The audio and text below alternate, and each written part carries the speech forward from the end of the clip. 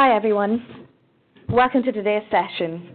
My name is Archana Krishna and I've been a business intelligence and analytics consultant at Thorogood for over 8 years. Thank you for taking the time to join this webcast. Feel free to also get in touch with me via the contact details on the screen, which I'll share at the end of the session as well.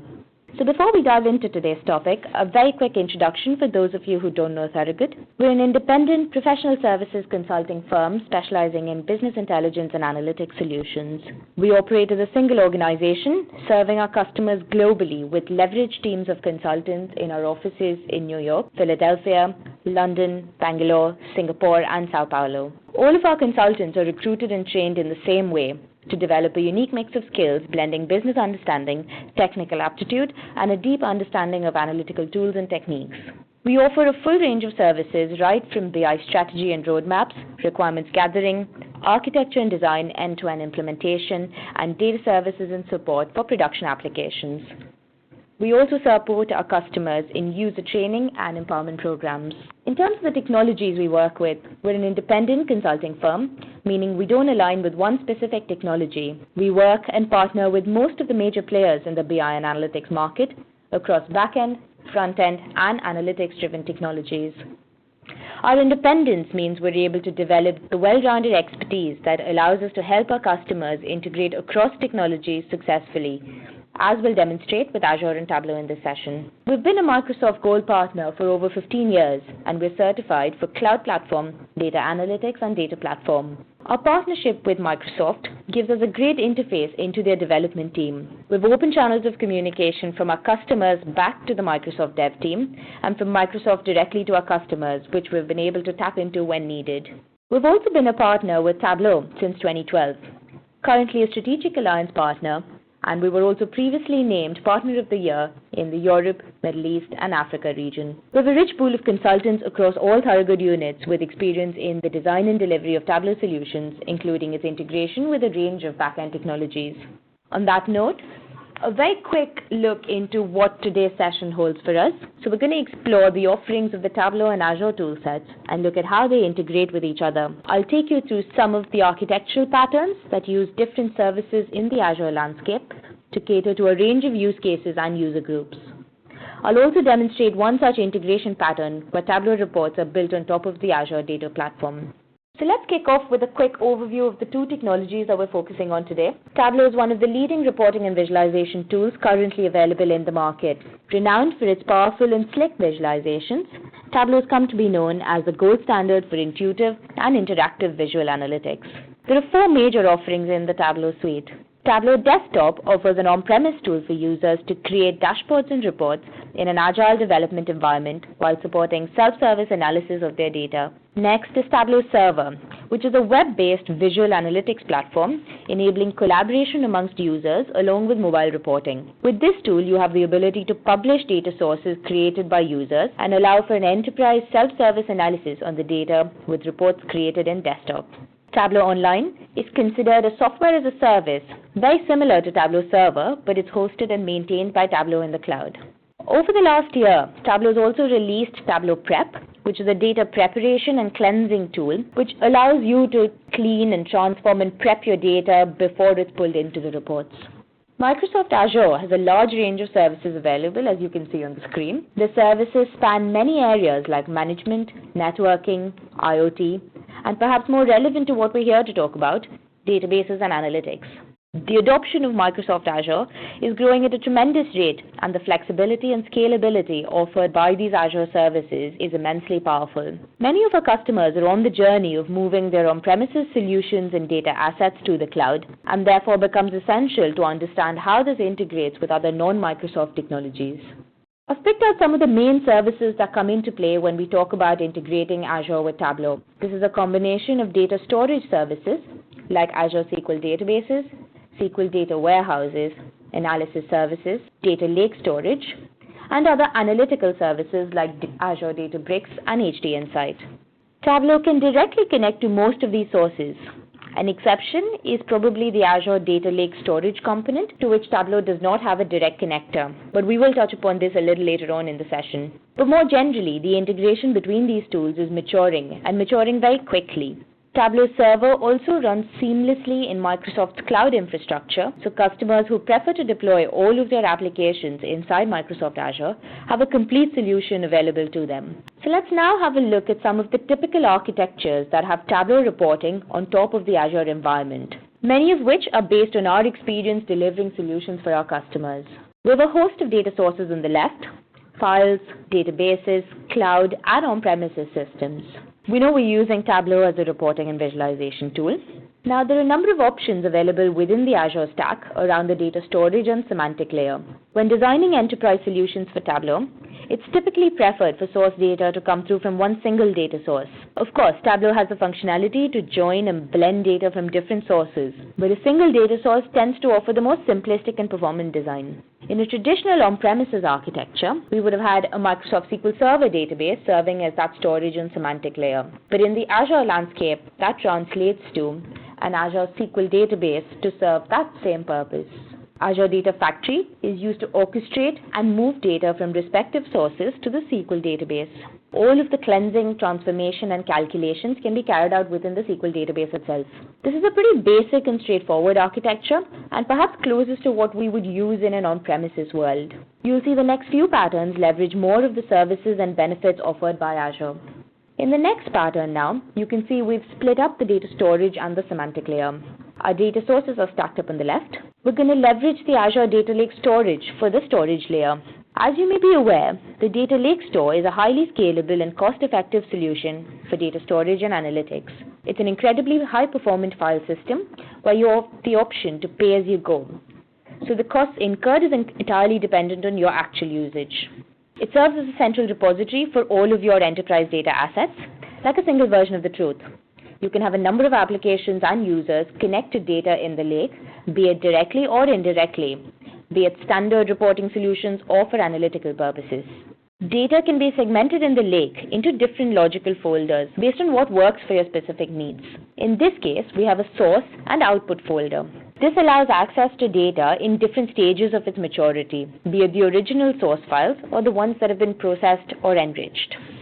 Data movement between each layer is managed by the Azure Data Factory. With many of our customers, we've also used Azure Databricks to carry out cleansing, transformation, and processing operations. This can be invoked within Azure Data Factory itself, thereby providing a single integrated solution. Of course, Databricks can be used for a lot more than just the ETL operations, but we'll again touch upon this a little later.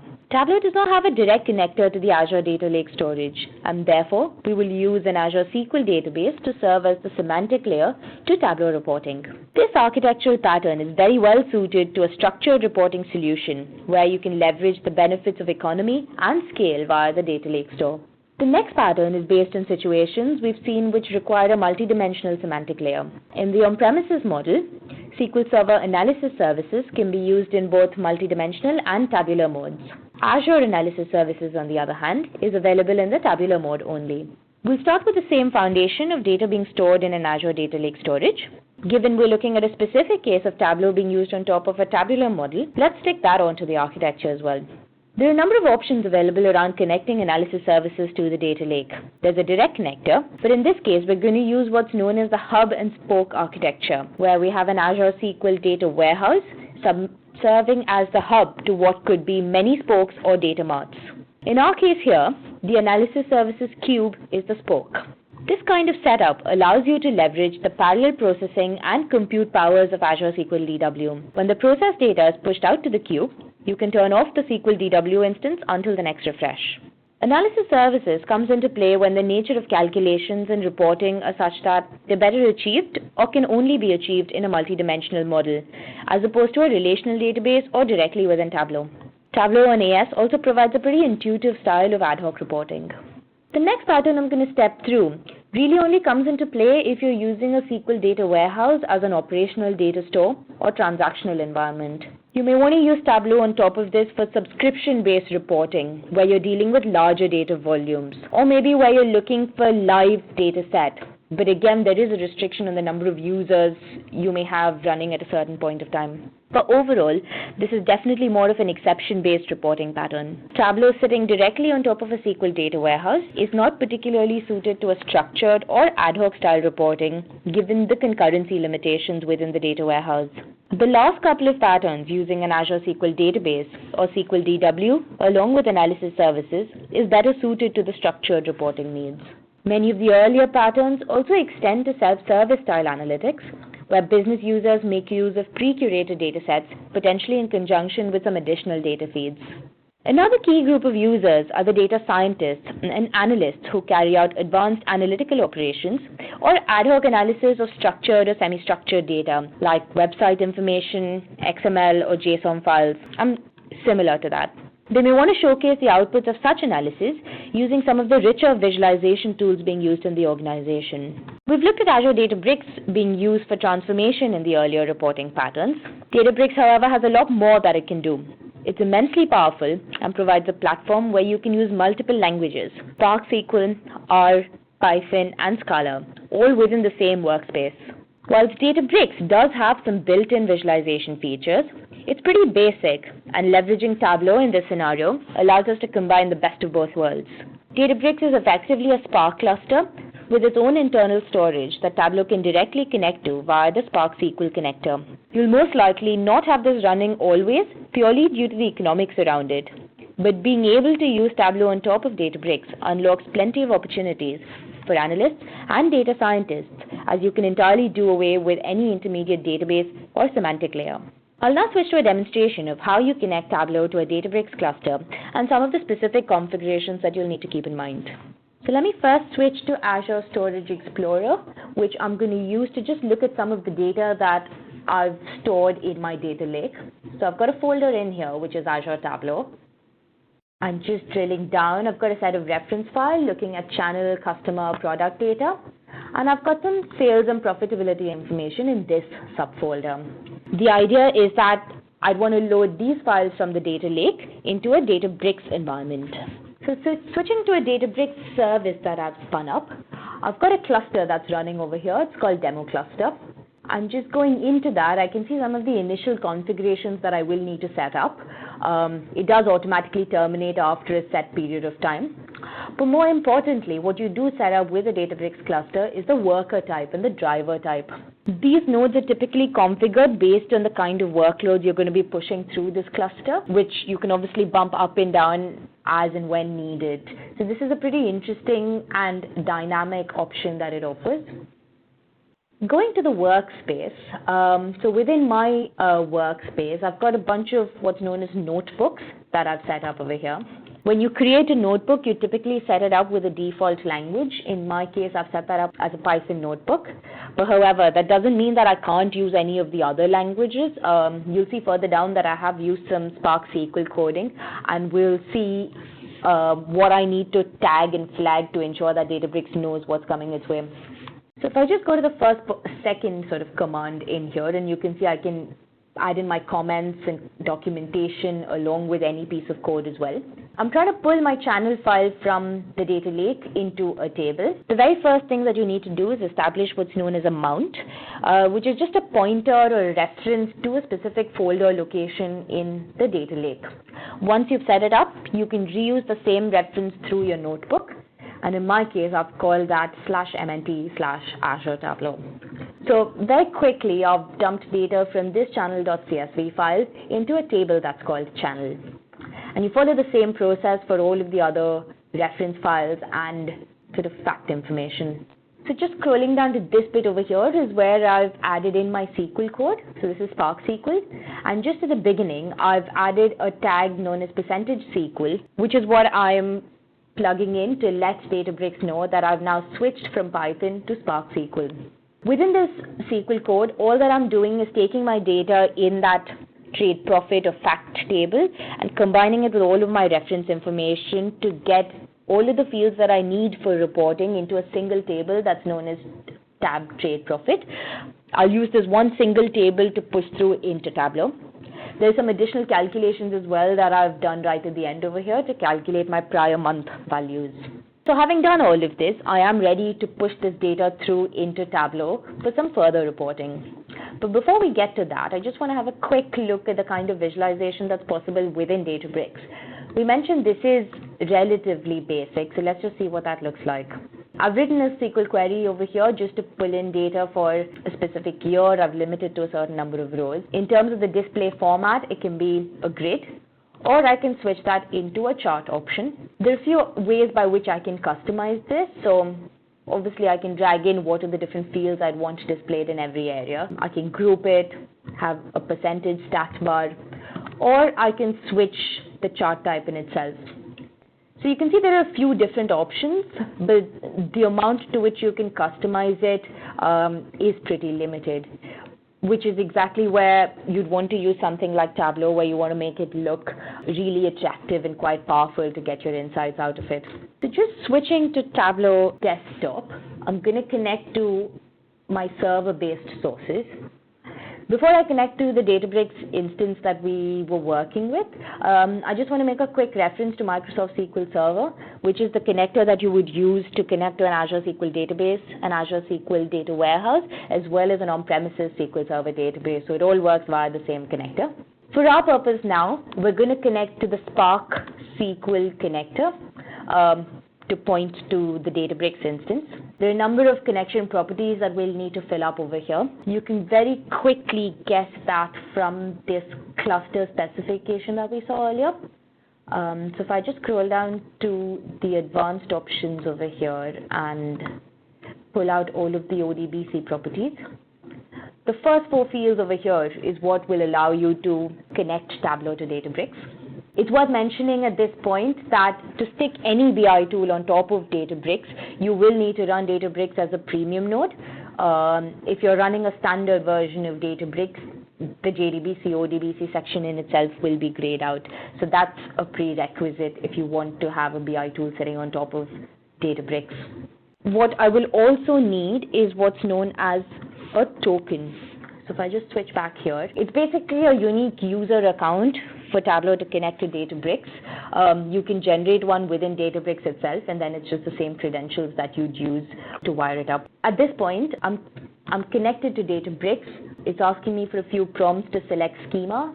I've just got one, which I'm going to select. And it'll be followed by just listing all of the different tables that are available within Databricks. So you'll see that all of the reference tables that are initially populated, as well as the Tableau-specific tables are available over here as well. After this, it's just like working on Tableau with any other data source. You can drag a table in, you can change all of the data types, maybe format it a little bit, and then jump into the visualization and then kick on from there. I'll switch to another workbook that I've already worked on using the sales and profitability information we were looking at earlier. In this particular visualization, I'm trying to understand my sales performance across the different channels.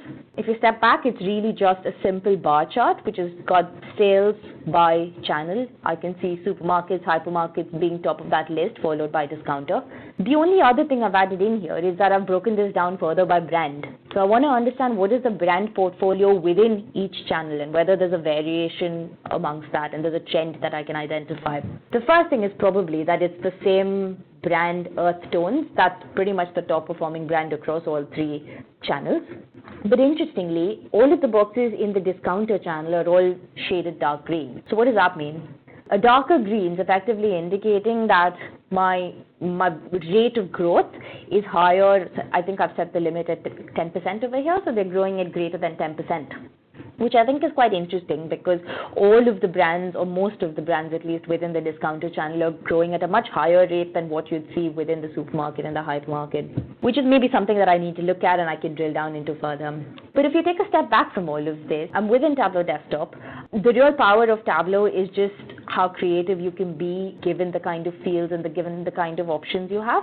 To start with, I've got a Show Me Viz, where Tableau is basically suggesting all of the other options for visualizations, given the kind of KPIs I've brought into perspective over here. All of the customizations that you can do on top of one of these more basic charts can be done via the options of these marks. So whether you're changing colors, size, labels, tooltips, and lots of other different shapes and sizes is available here. You can keep creating multiple visuals on each worksheet, Or you can put them all together into a single dashboard where you have multiple visuals together and you may want a more interactive style analysis experience. For example, I've set up an action such that if I click on one of these customers over here, I have a very quick understanding of where are the channels it's playing, how big is it, and what the growth potential is in each of these channels. So this is a quick look into how you can stick Tableau on top of Databricks and carry out some visualization and analysis based on transformed and processed data that's coming through from Databricks. I'll just quickly switch to a very small example of some weather data that I've loaded in. So it's weather data that's coming in from a JSON file, which means it's not entirely structured information. Just a few simple queries to dump data into the table, and this is what it looks like. Multiple fields. Within each field, I have what's known as tags. So under city, I've got the coordinates, and then under coordinates, I've got latitude and longitude. And then I've got some information around average temperatures, humidity, rain and main weather patterns and things like that. So just a combination of these 2 or 3 simple queries to load data into a Databricks table, and then another query to just pull this into Tableau. I've been able to create a visualization over here, which is just plotting out the average temperatures across the world. The mapping functionality in Tableau is generally very, very powerful. If I wanted to drill down further and I'm looking at data at a city level for the humidity values, for example, you'll see that the darker circles are all across the coast, which is basically where there is higher humidity. Of course, you can drill down and filter as you see fit. And I appreciate this sort of information standalone is probably not the most valuable piece of information, but you can combine this with other data sources like, say, more structured data to understand seasonality of sales driven by weather patterns and things like that. You may want more analytical modeling being done in Databricks and then stick the outputs all into Tableau. So that's a use case and a quick demonstration of how you can use Tableau on top of Databricks. I'll show you another final architectural pattern similar to a use case on how we use Databricks. In this case, we're using Azure HDInsight instead of Databricks. The connection method and general use cases are pretty similar. We would use HDInsight for any of the transformation operations, just so that we're consistent with the sort of tools that we're using. So with all of these different architectural patterns, you can see that there are different options to combine the Azure and Tableau technologies to basically suit different usage patterns and complexities.